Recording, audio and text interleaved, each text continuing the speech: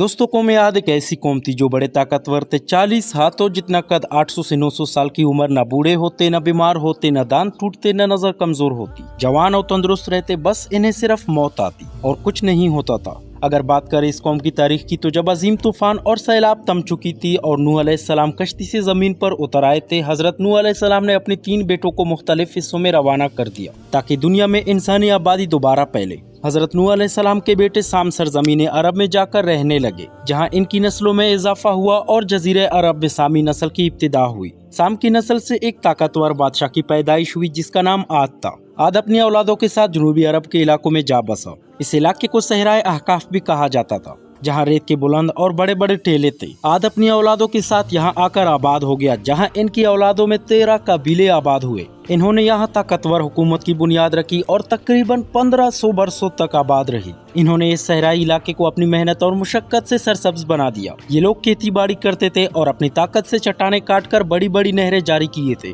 ये लोग निहायती लंबे, जोरावर और मजबूत थे। इनकी जिस्मानी मजबूती बेमिसाल थी। ये कौम इतनी मजबूत थी कि दरख्त को एक हाथ से उखाड़ कर फेंक देते थे। कहा जाता है कि ये कौम ऊंची ऊंची पहाड़ों को काटकर आलीशान महल बनाने का फन जानती थी। इनकी मजबूत जिसामत की वजह से इन्हें बाकी कौमों का डर भी नहीं था। इस कौम को अगर उस दौर का सुपर पावर कहा जाए तो गलत न होगा।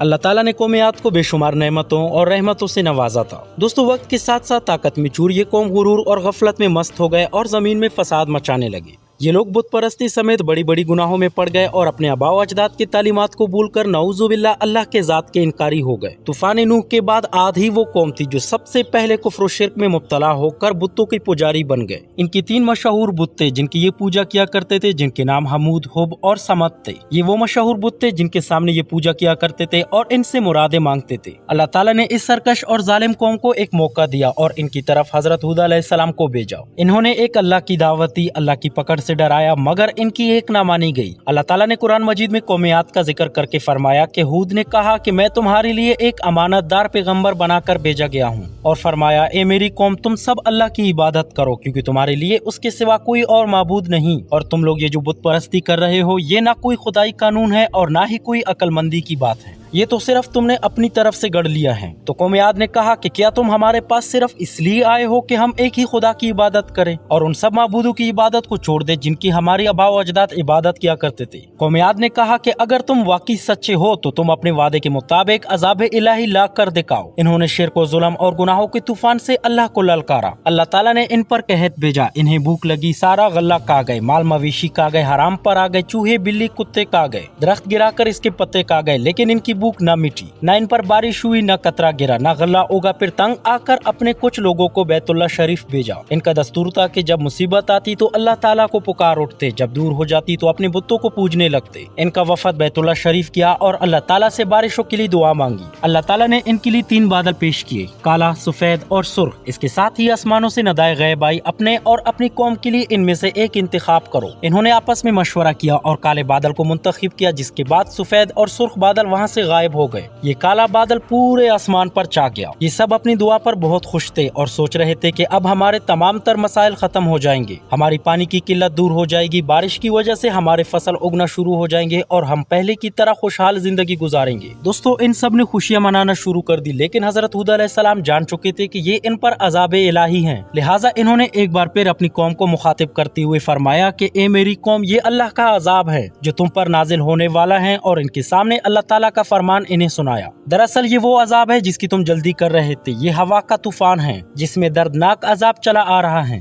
जो अल्लाह के हुक्म से हर चीज तबाह कर डालेगा। कुछ ही वक्त में इन पर बहुत तेज हवा चलने लगी। अल्लाह ताला ने इन पर आंधी का ये अजाब 7 रातों और 8 दिनों तक मुसलसल जारी रखा। इस तेज हवा ने इनको उठा मारा, इनके घर उड़ा दिए। 60 हाथ के कद वाले लोग तिनकों की तरह उड़ रहे थे। हवा इनकी सरों से इतनी जोर से टकराती कि इनके बेजे निकल निकल कर मुंह पर लटक गए। बाज लोग भागकर गार में घुस गए, ये सोचकर कि यहाँ तो हवा नहीं आ सकती, लेकिन अल्लाह ताला का हुक्म होकर ही रहता है। हवा गार में बगोले की तरह दाखिल होती और इनको बाहर उठाकर फेंक देती। अल्लाह ताला ने फरमाया, फहल तरीमन बाकिया, क्या कोई बाकी बचा है? अल्लाह ताला ने इनको हलाक करके दिखाया कि जब तुम अल्लाह के रसूल की नाफरमानी करोगे, अल्लाह तुम पर ऐसी जगह से अजाब भेजेगा जहाँ से गुमान भी ना होगा। इस अजाब से अल्लाह ताला ने हजरत हूद अलैहिस्सलाम और इनके साथियों को महफूज रखा और इन्होंने खतीरा नामी एक बस्ती में पनाह ली, जहाँ अजाब इन तक नहीं पहुँचा। इनके अलावा बाकी सबको अल्लाह ताला ने तबाह और बर्बाद कर दिया। दोस्तों सोचने की बात यह है कि जो गुनाह कौम आद ने किया, क्या वो हम नहीं कर रहे? क्या हम अल्लाह की हदों को पार नहीं कर गए? क्या हमने अल्लाह को अपनी नाफरमानी से नहीं ललकारा? तौबा करो, अल्लाह से डरो, कुरान मजीद की तिलावत करो। जिन गुनाहों को हम मामूली समझते हैं, अल्लाह ताला ने इन गुनाहों पर पूरी कौमें जमीन बोस कर दी हैं। इस वीडियो में बस इतना ही। मिलते हैं अपने अगली ऐसी इंफॉर्मेटिव वीडियो में, तब तक के लिए अल्लाह हाफिज।